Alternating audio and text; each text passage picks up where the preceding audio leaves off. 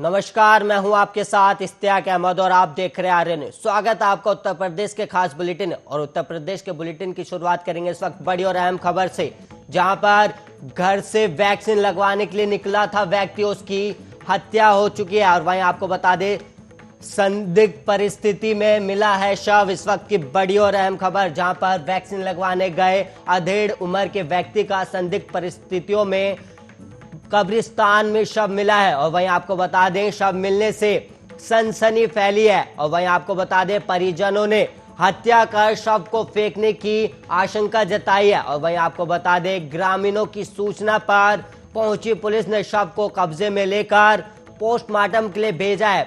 इस वक्त की बड़ी और अहम खबर। और वहीं आपको बता दें, पुलिस के मुताबिक कोतवाली क्षेत्र के सराय रावत गांव का यह मामला बताया जा रहा है, जहां पर मृतक मिला है। और वहीं हैदरगढ़ कोतवाली क्षेत्र के कृषि विज्ञान केंद्र के पीछे कब्रिस्तान है, जहां पर व्यक्ति का शव मिला है। इस वक्त की बड़ी और अहम खबर, जहां पर वैक्सीन लगवाने गए व्यक्ति का संदिग्ध परिस्थितियों में शव मिला है। और वहीं आपको बता दें, ग्रामीणों की सूचना पर पहुंची थी पुलिस और पुलिस ने शव को अपने कब्जे में लेकर पोस्टमार्टम के लिए भेज दिया है।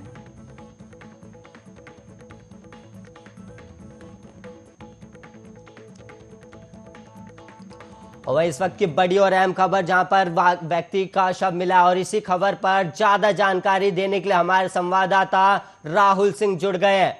राहुल, इस खबर पर स्पष्ट जानकारी दीजिएगा हमारे दर्शकों को। जी मैं बता दूं, ये घर से निकले वैक्सीन लगवाने के लिए व्यक्ति घर से निकला, जो कि यहाँ पर संदिग्ध परिस्थितियों में जो कब्रिस्तान में उसका शव मिला, फेंक दिया गया है। और राहुल, इस पे एक और सवाल बनता है, जहां पर घर वालों को किसी पर शक है क्या?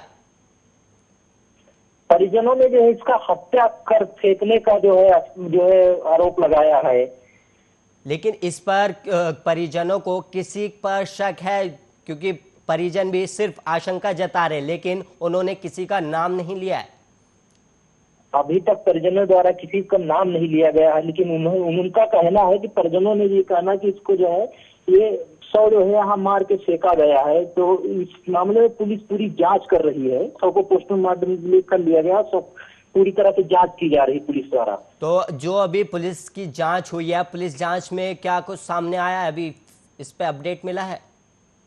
नहीं, अभी तक कोई जांच नहीं। पुलिस शव को पोस्टमार्टम के लिए भेज दिया गया है और पुलिस द्वारा जांच की जा रही। जो अपराधी है उसको उस पर सख्त कार्रवाई की जाएगी। और ये जो पोस्टमार्टम रिपोर्ट है, इस पर क्या अपडेट है? ये कब तक आने वाली है, या फिर पुलिस ने इसको लेकर या डॉक्टर ने इसको लेकर कुछ बयान दिया?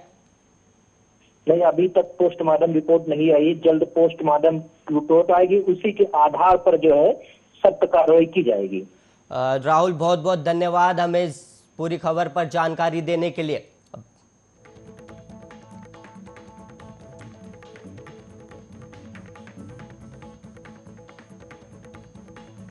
वहीं ग्रामीणों की सूचना पर पुलिस पहुंची और पुलिस ने पोस्टमार्टम के लिए शव को भेजा। इस वक्त की बड़ी और अहम खबर, जहां पर घर से वैक्सीन लगवाने निकले युवक की संदिग्ध परिस्थितियों में शव मिला है, जिसके बाद पुलिस जांच के लिए पहुंची और पुलिस ने जांच करने के बाद शव को अपने कब्जे में लेकर पोस्टमार्टम के लिए भेज दिया।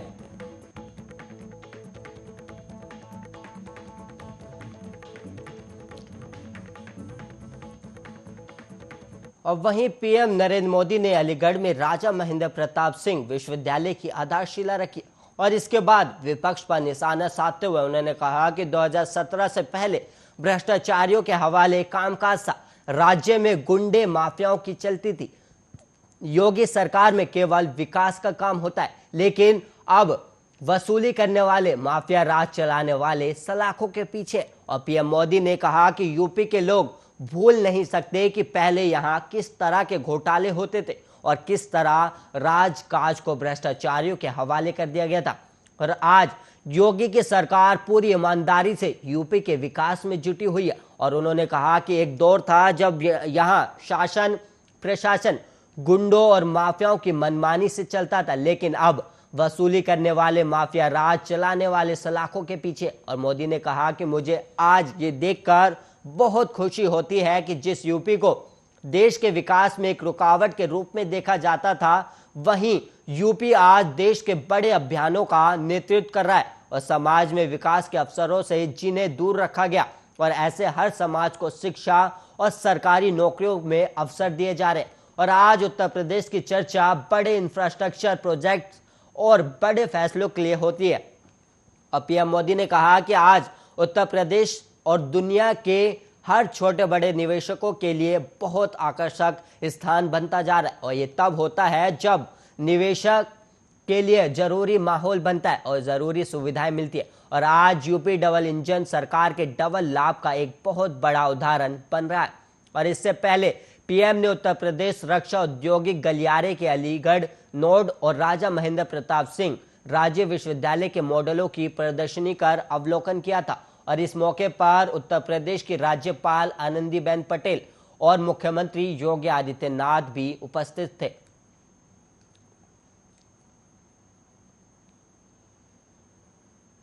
पीएम मोदी के दौरे को देखते हुए मुख्यमंत्री योगी आदित्यनाथ ने सोमवार को अलीगढ़ आकर लोढ़ा इलाके में आयोजित होने वाले प्रधानमंत्री के कार्यक्रम की तैयारियों का जायजा लिया था।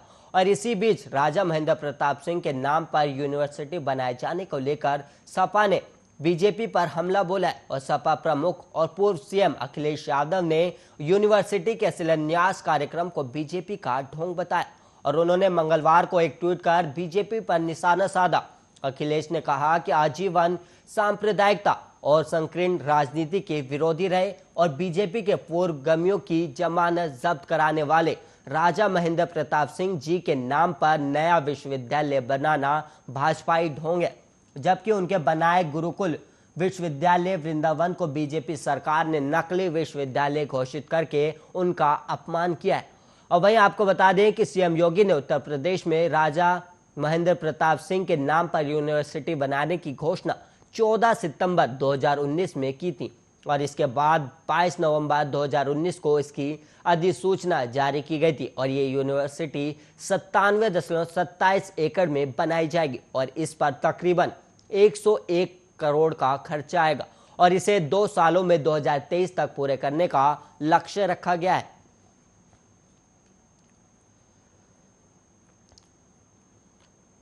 और वहीं कांग्रेस महासचिव प्रियंका गांधी वाड्रा ने उत्तर प्रदेश में महिला विरोधी अपराधों का हवाला देते हुए मंगलवार को आरोप लगाया कि राज्य के मुख्यमंत्री योगी आदित्यनाथ महिला विरोधी सोच के अगुवा है। और उन्होंने हाथरस में 1 साल पहले दलित युवती के साथ हुए रेप और हत्या के मामले का उल्लेख किया।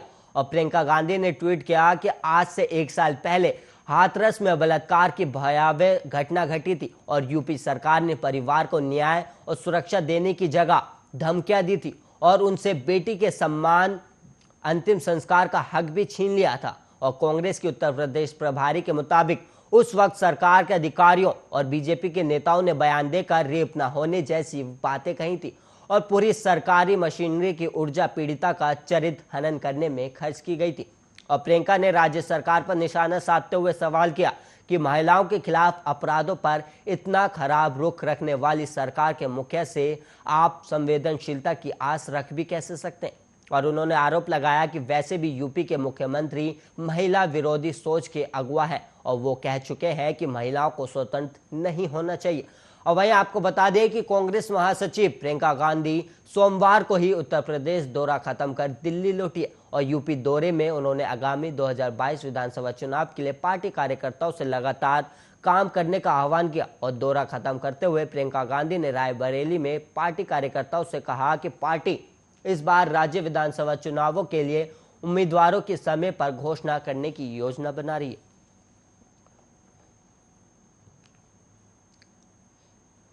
और वहीं बहराइच में सोमवार की सुबह बहराइच में कक्षा 4 की स्कूली छात्रा का जबरन अपहरण करने का प्रयास किया गया, लेकिन छात्रा ने बहादुरी दिखाते हुए अपहरणकर्ता के हाथ में अपने बालों को पिन चुबो दिया, जिससे वो उसके चंगुल से छूट गए, जिसके बाद उसके शोर मचाने पर अपहरणकर्ता वहां से फरार हो गए।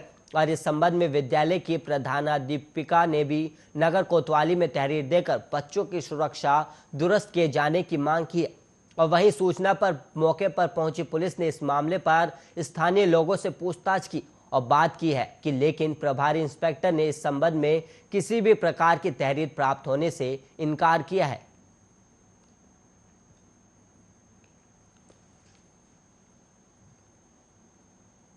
जब मैं मुड़ रही थी, एक आदमी मेरा हाथ झपट के दोनों लंग मेरे मुड़ के मेरा हाथ बांध दिया। फिर उसने 2 बार उससे कहा कि चलो मेरे साथ, फिर भी मैं कुछ नहीं बोली।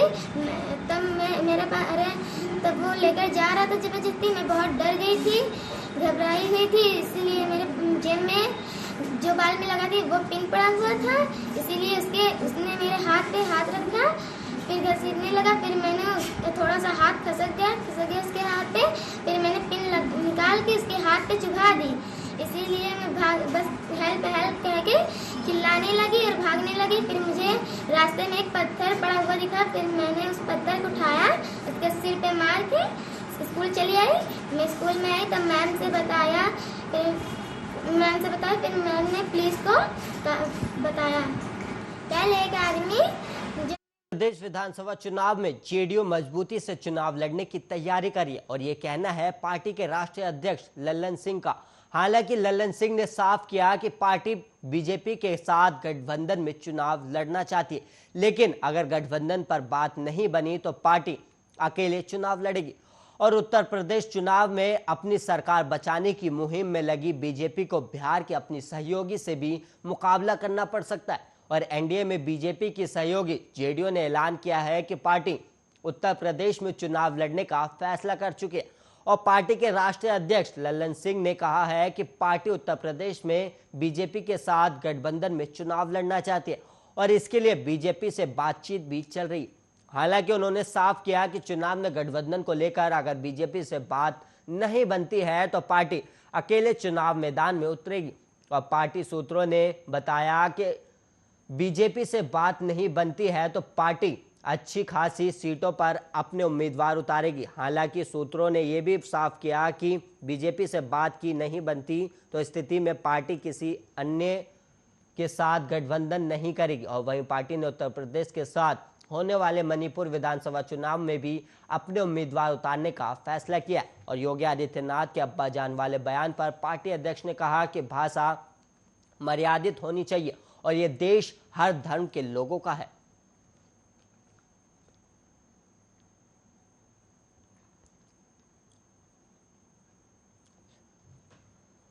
और वहीं नोएडा के 81 गांव के किसान अब अनिश्चितकालीन धरने पर बैठ गए और उनका कहना है कि जब तक प्राधिकरण के अधिकारी उनकी मांगों को नहीं मानते हैं तब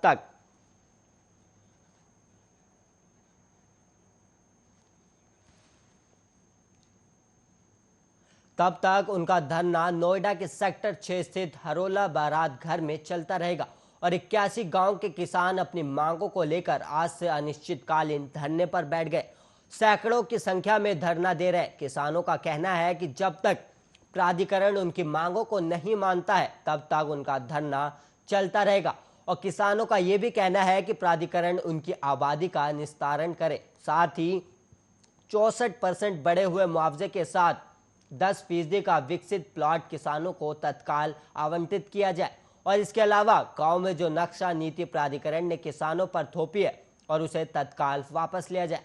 किसानों ने प्राधिकरण के अधिकारियों की बुद्धि शुद्धि के लिए हवन भी किया और इस हवन में काफी संख्या में महिलाएं भी शामिल थी।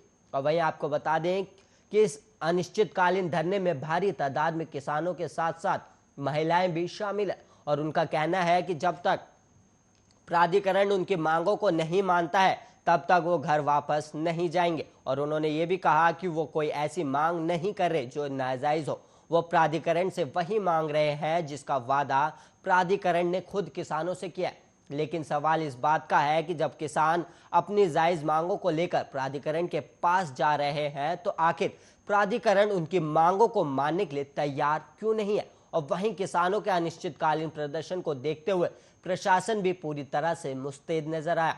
भारी तादाद में पुलिस जवानों के साथ आरआरएस के जवानों को भी तैनात किया गया ताकि किसानों का प्रदर्शन शांतिपूर्ण ढंग से कराया जा सके। संगम नगरी प्रयागराज में नेशनल लेवल के ब्यूटी कॉन्टेस्ट में हिस्सा लेने की तैयारी करने वाली मॉडल के साथ रेप किए जाने, अश्लील वीडियो और फोटोज के जरिए ब्लैकमेल कर सालों तक यौन शोषण किए जाने, विरोध करने पर मारपीट और धमकी दिए जाने और धर्मांतरण का दबाव बनाकर लव जिहाद की कोशिश किए जाने का सनसनीखेज मामला सामने आया है। मॉडल के साथ रेप कर उसका यौन उत्पीड़न करने का आरोप समाजवादी पार्टी के पूर्व विधायक सैयद अहमद के बेटे कवि पर लगा है और सैयद अहमद प्रयागराज की फूलपुर सीट से विधायक रह चुके हैं और पीड़ित मॉडल की शिकायत पर पुलिस ने पूर्व विधायक के बेटे के खिलाफ आईपीसी की गंभीर धाराओं के साथ ही उत्तर प्रदेश में लव जिहाद के मामलों को रोकने के लिए बनाए गए धर्मांतरण कानून के तहत भी एफआईआर दर्ज कर लिया। फिलहाल आरोपी को गिरफ्तार नहीं किया जा सका है और प्रयागराज पुलिस ने आज पूर्व विधायक के घर समेत आरोपी के दूसरे ठिकानों पर छापेमारी की और अफसरों का दावा है कि पुलिस की 2 टीमें आरोपी के ठिकानों पर लगातार दबिश दे रही और जल्द ही उसे गिरफ्तार भी कर लिया जाएगा।